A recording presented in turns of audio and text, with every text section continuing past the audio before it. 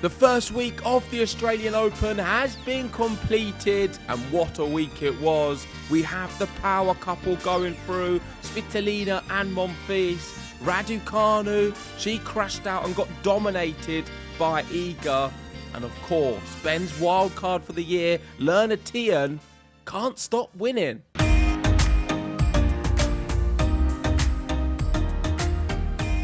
Day 7 in the books, and that man's doing it again. Gael Monfils, and he's just taken out the number 4 seed in Taylor Fritz. We had Daniel Medvedev crashing out. You thought, Taylor Fritz, this is your chance. But no, Gael Monfils is doing it at a ripe old age, isn't he, JG? And he's not going away. Yeah, what a ridiculous match. Fair play to Gael Monfils. I thought it was a very even contest. However, Monfils had that extra gear at the business end of the sets. He lost the first one, and then after that moment, every time it got to sort of 4-all, 5-all, he managed to just put on the gas a little bit and do some amazing things. And he had everything.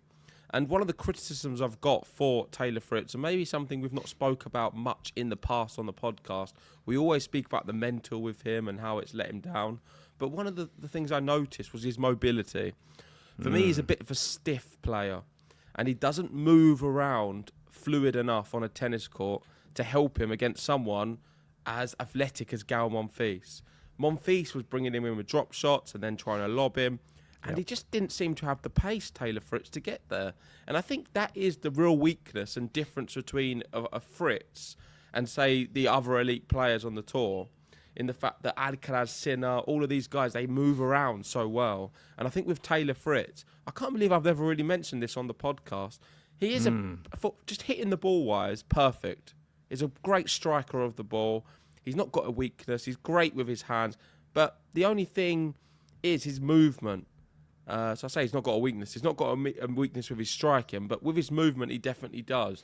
And it was very evident against Gael Monfils in them big moments. Despite that, it was still a level match. Monfils just pulling off some big shots when it mattered. Yeah, and the stats really tell a story of how the match was won and lost. And the biggest stat which shocked me, obviously coming in, you know Taylor Fritz is a big server. He served 12 aces. Monfils served 24 aces in this match and hit 58 winners to Fritz's 44. I mean, the level that Gael Monfils is playing at right now is probably the best I've ever seen. And the way he started the year, he won a tournament. He only lost to Djokovic. And I think even though he lost to Djokovic, he still played well in that match. He just has a mental block against Djokovic, it seems.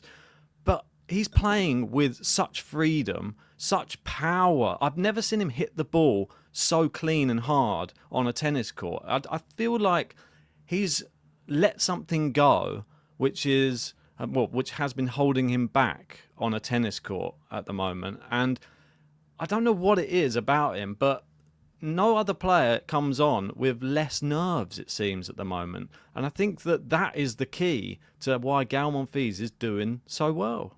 Yeah, and the other reason why this story is so special is because it wasn't just him winning. His other half was also winning on the same day, on the same court, against the same number of seed, both being number 4 in the world. So Gael beat the world number 4 Taylor Fritz in 4 sets. Alina beat the world number 4 Jasmine Paolini in 3 sets. They were supporting each other passionately, inspiring each other every day. The king and queen of Margaret Court Arena. And I don't know if you saw the video of Svitolina cheering while she was doing some stretching before her match. There you go, you've got it there. And then Monfils was also very pleased as well when he found out that Svitolina won. So both of them together, these are the original power couple on the tennis tour. The new ones is Katie Bolter and Alex de Minaur. We've got Badoza and Tsitsipas. We've got Kalinina and Sinner. But the real new... Sorry, I always get them mixed up. Giving him a new girlfriend there. Of course, and Sinner. But the new group, the old group, the old couple was always Monfils and Svitolina, and they're doing the best out of any other couple on the tennis court in 2025. Yeah, and he warmed the crowd up for her because he was obviously on the match before Svitolina was due to come on. And he said, yeah, I think I warmed up the court for her with some like little funny faces, as Gael always likes to pull. But we've got to come back. I know it's amazing what Svitolina's done. Obviously, coming back onto the tour. We've spoken about Bencic as well. Another great narrative of the mums doing so well. But we've got to speak about Gael Monfils and some of the things that he's doing at this age, at 38 years old. Mardy Fish put out a tweet. That's a name, a blast from the past. He said, I played Monfils in the 4th round of the US Open in 2008. Said the dude is still doing it. I mean, this is how crazy it is. Old tennis players who have retired. Yeah, I mean, and he becomes the oldest player to defeat a top 5 opponent at the Australian Open since the ATP rankings were first published. I mean, there's lots of stats coming out about Gael Monfils. I mean, it's just crazy. This is another one from Vanch saying it's actually so wild that Gael Monfils played in the Australian Open main draw for the first time in 2005 and Lerner Tien wasn't born until 11 months later. Both are in the round of 16. I mean, I could keep going. This is the one I wanted to touch on, though, like after I said why I think he's playing so well. And he said, do you want to read this one? I think it's a good one. Yeah, so Monfils says he doesn't dream of winning a Grand Slam anymore. You always speak of big dreams. Do you think you could win a tournament? He was asked. He said, my dream is to have an unbelievable family. Tennis is cool, but my dream is out there. I think this is the reason he's doing so well. I don't think he has any pressure on himself anymore. I think he just goes out there to have fun. The UTS is great for him because he goes out to have fun there as well. It's just about entertaining people and just going out there to do what he loved. Like that's why he got into tennis, just because he loves the sport.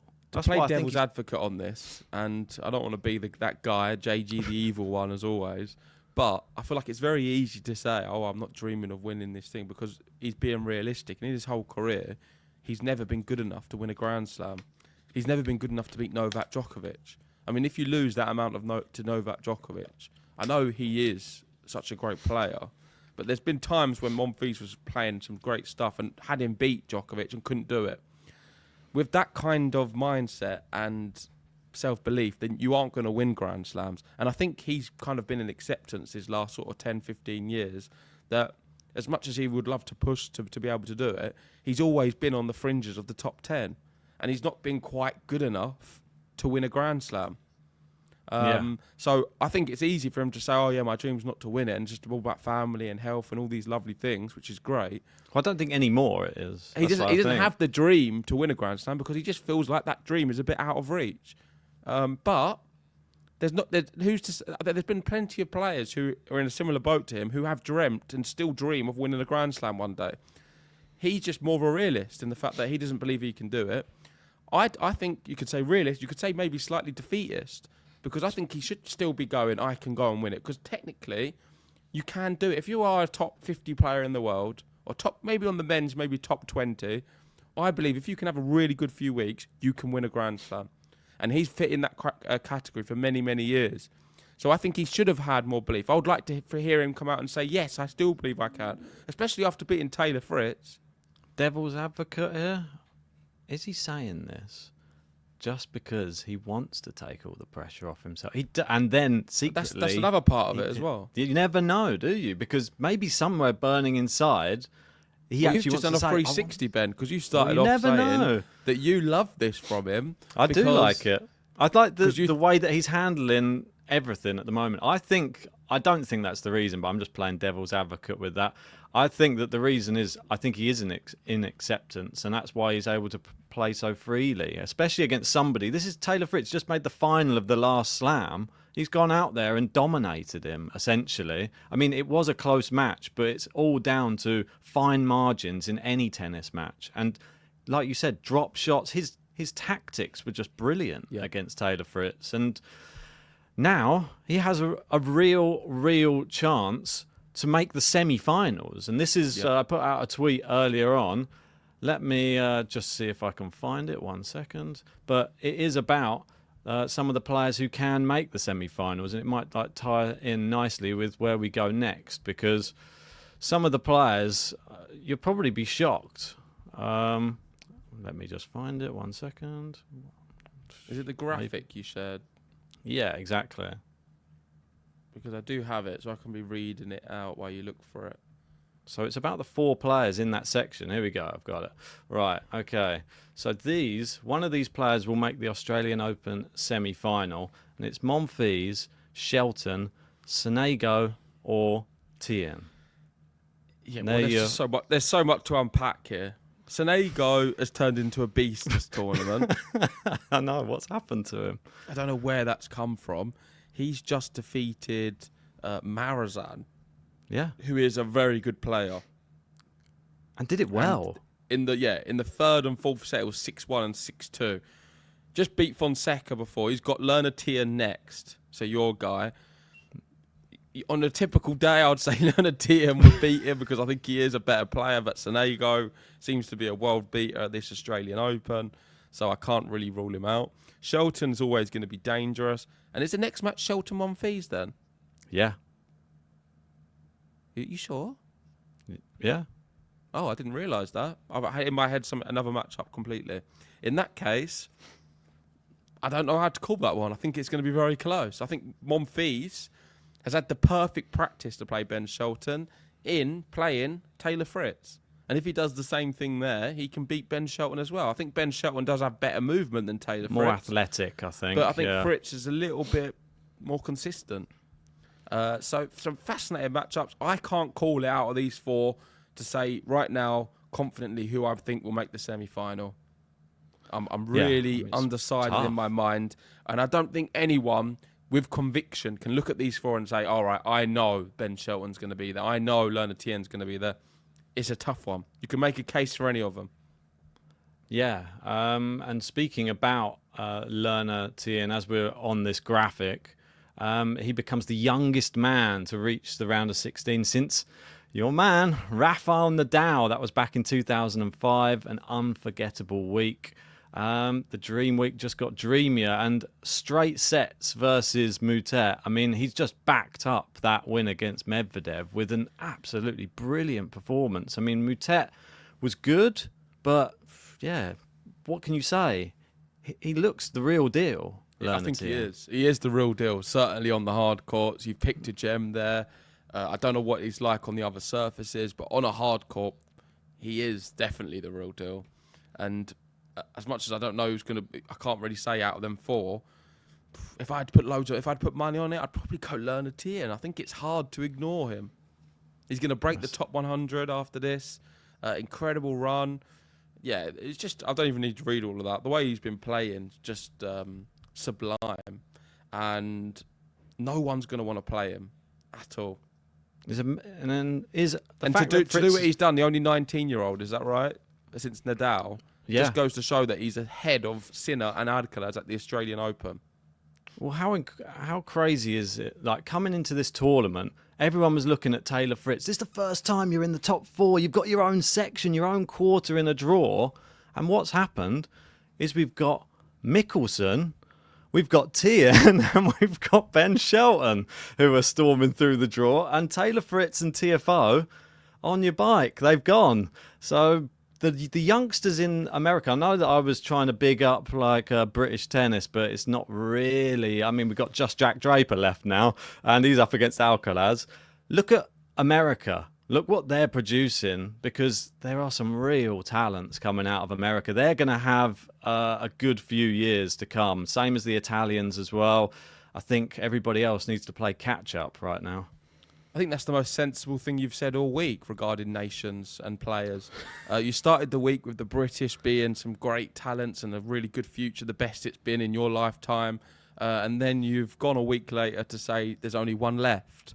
And we're going to go on to who went out in a second. Maybe we'll go over there now to Emma Raducanu with Iga. But definitely with the Italian tennis and American tennis, I think they are 2 of the nations right out in front. You can make a case for maybe Canada and not Serbia. Who is it? Australia? Who's the other one? No, not Australia. Czech. The Czech Republic. and a few of them other nations as well. But for me, Britain are nowhere near it on the men's and women's. We've got one really good talent in Draper, and you've got Fernley as a promising talent. Aside from that, on the women's, I think we're not in a very good place. Katie Boulter is the best British tennis player, and Raducanu is a second-placed British contender. And our second-placed women player, Raducanu, lost 6-1, 6-love. She got absolutely hammered.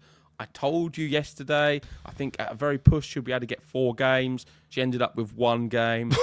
And a lot of comments were saying to me, oh, you're so stupid, JG, to suggest that Katie Boulter is better than Raducanu. It's clear Raducanu's our best player. She just really isn't. She just isn't. She had a fantastic few weeks a few years ago at the US Open, and it was such a promising start for her. Maybe a little bit too soon, and things got in the way. But still, she's just not been able to get anywhere close to it. And watching this match, it was at a perfect time for us in the UK. Yeah. I've never seen someone so defeated from the first ball. She just looked like she knew she couldn't win, didn't give much fight, and gave up. I thought that to give credit to Iga as well, I thought she played really well. She did. I mean, yeah. I know that Raducanu, like, she could have shown a little bit more fight, but I think Iga wanted to prove a point in this match, just to say, we'll put you back in your play. I was saying it with Djokovic yesterday with Mahatch. I think Iga's like that with Raducanu. She sees all the money. She sees all of the attention that comes around someone who's only won 1 slam and sort of gets paid more than what Iga does, probably. And when she comes on a court against someone like that, she just gave it like all of her like will, all of her fight, and didn't give her any respect whatsoever. Every shot was on a line, deep in the court, and Raducanu, the only thing she could have done to have stopped Iga is hit everything close to the baseline. But she didn't get barely any shots near the baseline, and all of them were mid-court. And what do you expect? Like, what scoreline did you expect that to be if you weren't going to try and play aggressive tennis? So she got absolutely hammered. Iga, this is another good stat from Jose. 86th bagel of Iga's career, and she's only 23. Oh, God, yeah, she was asked about her ruthless nature in the press room. I don't know if you have that one. I'm not sure. I don't think so, but I'll try. I don't even know if I sent it to you. I just wondered if you had it, but I'll have a look. Because I don't remember exactly how she answered it. That's the other point. But I know. Let me have a see. Here we go. So is she ruthless? She said, I wouldn't say I'm ruthless. I just try to have the same kind of attitude and focus no matter what the score. It's not like I want to show something. I'm just playing my game. And if it's working, why stop? She definitely does have this ruthless attitude, but other players don't have on the tour. I don't think Sabalenka is nowhere near as ruthless as Iga. When she can smell a bagel, she does not give up, and she goes for that bagel, and she does not care about humiliating that opponent. Her level stays at a very consistent 8, and no one can get close to her when she's like that. But Raducanu, I feel, even if that is happening to you as a professional athlete, you need to show a better body language on the court. You need to show a little bit of fight, get a bit angry yourself. Just try. Do you know what I mean? You can't just give up, and that's what she did. And Emma Raducanu is a highly overrated player who, for me, is where she is in the rankings, because that is probably where she is, around 40, 50 in the world. Yeah, I mean, isn't it crazy? You get all the way to round 3. We were talking about it in the first 2 rounds.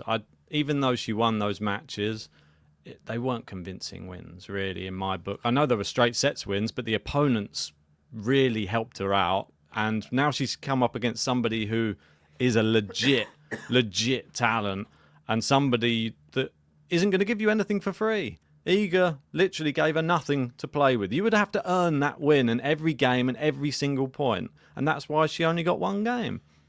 On paper, I would say this has been a good tournament for Raducanu in the sense that she won 2 matches, got to the 3rd round, and I think that's where her level's at, kind of thing. That's a good tournament for her. But the eye test wasn't a good tournament, because the first 2 rounds was not pretty at all. She stumbled through them, and credit to her in the fact that she beat who was in front of her, but they weren't very good at all. Like James Gray echoes exactly what you said. Only 70 minutes on court. A good run to the 3rd round, but given the disrupted pre-season, but a seriously painful scoreline. And it is. I mean, that's the quickest match of the whole tournament. Yeah. And that's two slam champions going head to head. That's what it's billed as. It's the world number 2 against somebody. Yeah, but that's a bit harsh on her because she's nowhere near that. That was something happened. That's what it's billed as. That's how they build up that matchup and they sell it to people trying to watch it. And unfortunately, people need to realise Raducanu coming in, she was like, 61 in the world. Probably about right, maybe top 50, I'd say. But that's what Iga does to everybody around that level. Sure. Yeah, so it's a fair result. And speaking of people who batter their oppositions, let's go to somebody else who also does this. In Jannik Sinner, of course. He doesn't even have to play his best tennis. He can be at 40% and still get a straight sets win. That's my sort of caveat here. I don't think he even played that great against Giron. He didn't have to. He just turns up and he can beat someone like Marcus Giron in straight sets. 3-4-2. He's so good. He is so good. Insane talent. Like you say, doesn't need to really put his foot on the gas. If he was to lose a set, he might up the tempo slightly and then win the next one 6-1 or 2. Far superior than everyone else. I think Alcaraz is playing quite well as well.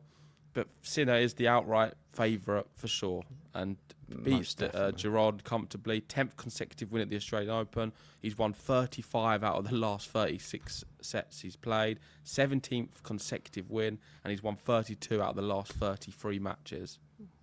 I mean, I'm lost for words, really, when it comes to Jannik Sinner and how good he is. I mean, I don't even know what I was thinking, really, in the draw preview. Maybe it was more hoping for a new, rejuvenated Daniel or something, or someone who can period. Do you think from watching it now, if you had to make a prediction, do you think Sinner wins it?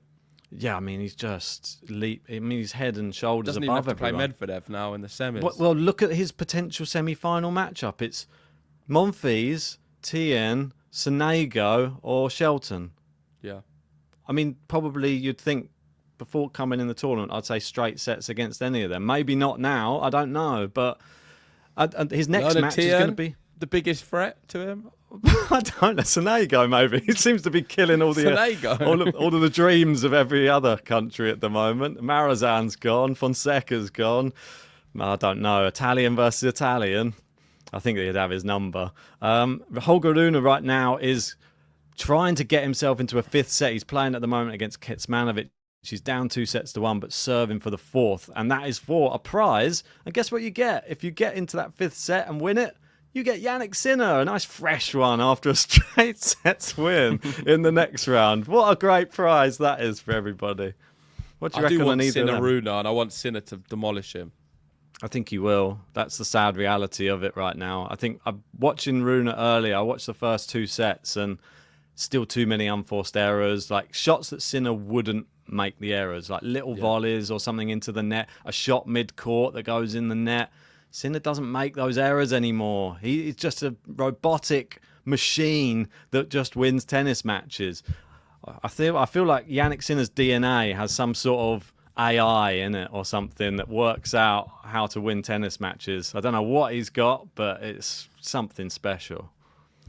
If we move back to the women's, some good news for me was Jelena Raducanu winning in straight sets. Someone I've got quite high in my top 10.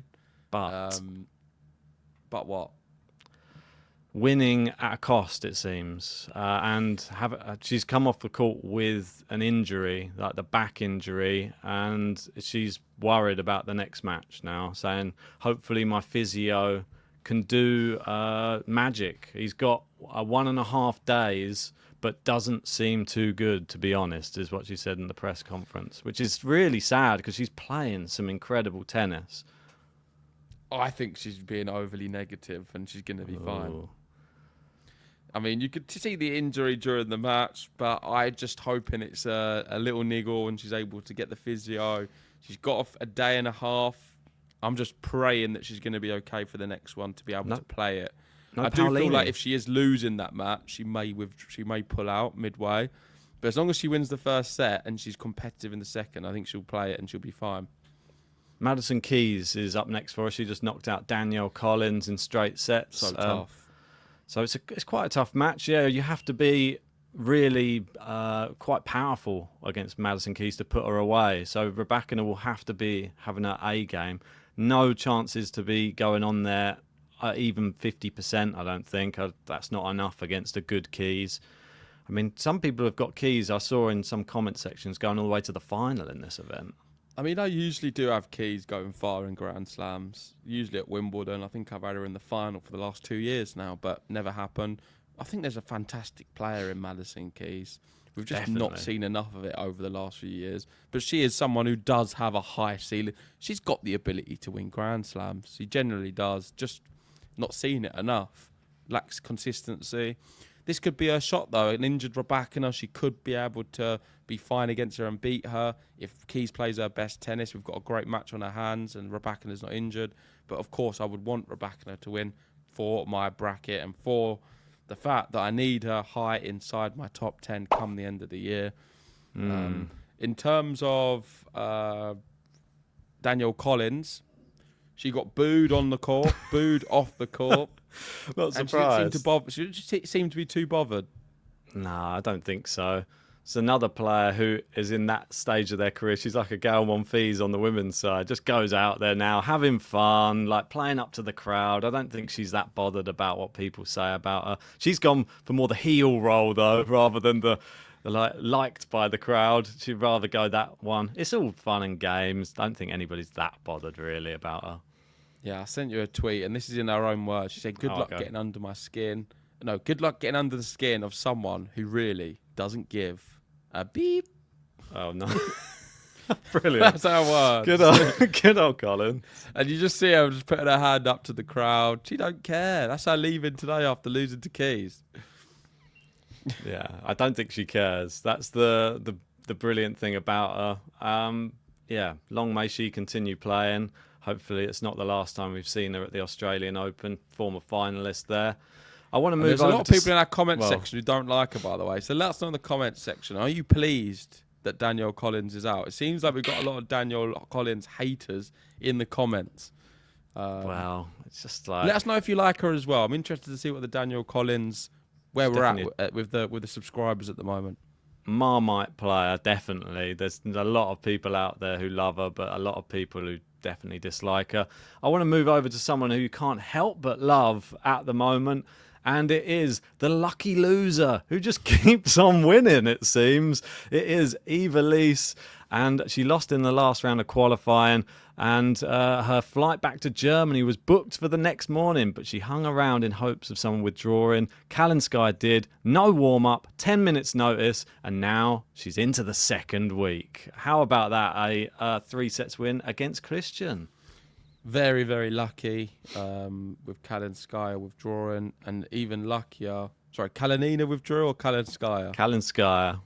Kalinskaya. But just very lucky with the draw. I mean, the players she's played. That's why I had Kalinskaya going deep in this tournament. Yeah, Gracheva, Christian. I think it gets tougher, right, in the next one. Yeah, it will do indeed. But it's got to. It's Iga. Iga's next, so it's going to be it's going to be another 6-love 6-1. I feel. Well, let's not rule her out. I mean, I'm ruling her out. If she's come this far, and like she said, she's just rebooked her flight to tomorrow, so she has to change it again. That's what she said in one of the she's not really giving herself much opportunity. Listen, the best thing she could do is rebook it for the next day after Iga, because there's no chance she's beating Iga. Of course, I'm not saying go in there and be defeated. Give it your all. Try your best. Have a positive body language and believe you can win. But I don't think it's going to happen. Despite any of that, you can't do miracles, and this is one of them which would be a miracle.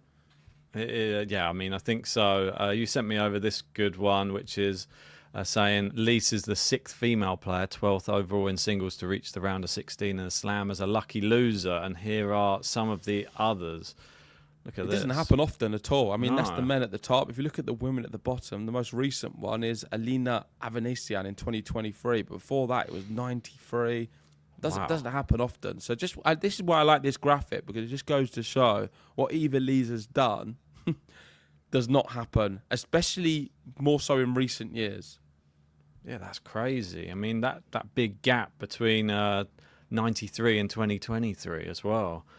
Fair play to her, though. I mean, you can only beat who's in front of you, and she's beaten everybody. I mean, it's fantastic. I love like these stories. Like 10 minutes she had just to just go on court and then just play her first match, which she won in straight sets. And since then, not looked back.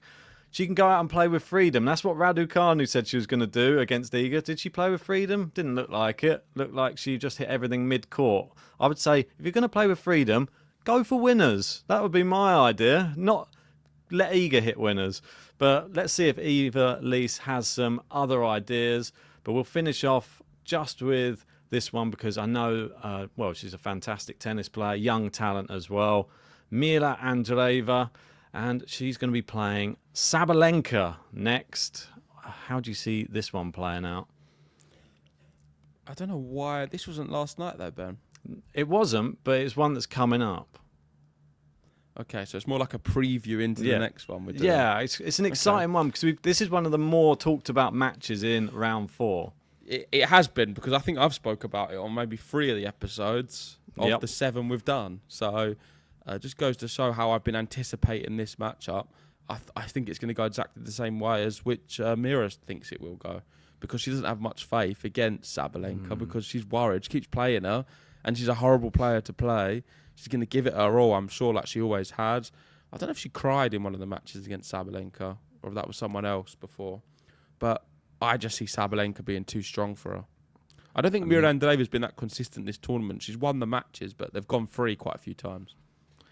Yeah, I mean, the only time that she's beaten her was obviously at the French Open. That was in the quarterfinals, but this is a completely different surface. I don't expect that to be anywhere similar. She played her literally 4th of January this year, and it was so comfortable from Sabalenka, a 3 and a 2. What does she do to change that result? How does she get more games on the board? I think she's just got to try and move Sabalenka around as much as possible. That's really difficult. Hope Saba doesn't play her best. I mean, yeah, that as well. I mean, if Saba starts hitting a few unforced errors, she definitely has more of a chance. But it's not the same Sabalenka as before now. It's on Saba's racket. Definitely is. I totally agree. Let's wrap it up there, I think. Yeah, we'll just go through some of the other results. I don't know if you want to bring them up. Oh, okay. Let's briefly go through them because there's some players we have skipped past. Mikkelsen, you touched on, one of the young talents, beating Hechanov. Sure. I don't think Hechanov is in amazing form at this current moment. No. But still, Mikkelsen is, and he's beaten now Hechanov and Tsitsipas, 2 really big players and tough players who can play well at Grand Slams. Dimonor beating Cerundolo, we both said that would happen. Yep. Did you catch any of this match? I didn't. It was right in the middle of the night. The timing was tough, wasn't it? Yeah. Yeah, but I expected him to win that one. I'm really excited because he actually plays Mikkelsen next, and that is a real tough match. One coming in, I'd say Dimonor all day, but the way Mikkelsen's playing, I mean, he's only dropped 1 set, and that was the Tsitsipas so far. I expect Shelton Dimonor to win. Musetti, I was expecting this one to go all the way to 5 when it went to the 4th set tie break. Musetti just couldn't win the tie-break. I really thought he was going to. And Shelton's proved over the years that he's quite good at tie-breaks, especially when he's down at a tie-break. He seems to be able to fight back and always produce something special. So Ben Shelton, Musetti was billed to be a good match, and it was. Shelton just having a little bit too much for him. Yeah, I mean, Ben Shelton's serve is the difference, I feel, against someone like a Musetti. Will it be the difference in his next match? We'll have to wait and see. Obviously, it's Gael Monfils. He has great movement, and that could be the difference. I think Monfils got a real chance against Shelton, to be honest. I think we could see Monfils go 1 step further. Do you reckon Shelton or Monfils? I'm edging towards Shelton. I think Monfils' body is going to start aching a little bit. We saw he had a few injury problems at UTS, and I don't want to wish that on him, but I think physically he may be struggling. Another match here to speak about is Kudermetova. Okay, yeah, no problem. She is outperforming her sister now. Yes. All the hype was around Polina Kudermetova before the tournament, and Veronica stole the show as the older sister. And then Emma Navarro on Jabeur, very close match. I thought Jabeur was going to win this one, and Navarro has just been that player who's frustrated me this whole tournament. She's been so close to going out in quite a few of them. Most notably the one against Peyton Stearns, where I had Stearns. I think it was the opening round. And yeah, I think with Emma Navarro keep going through the draw like this, it's not been the prettiest at times.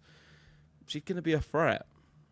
She's won every match in 3 sets. And I was watching the end of this match last night, and that was the first thing she said. She's like, I just love 3 sets. And everybody laughed in the crowd. She's not making it easy for herself, let's put it that way. And Kasatkina is up next for her, who knocked out Putintseva.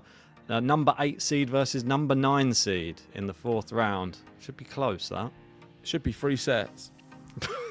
I think it's guaranteed. I'm confident that's going to be a free set. That's all I can say on that. Put your money on it. Thank you.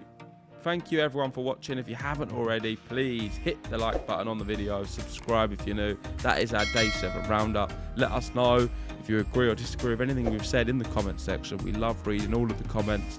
And go check out our podcast on Spotify or Apple Music as well. That's it. See you on the next one.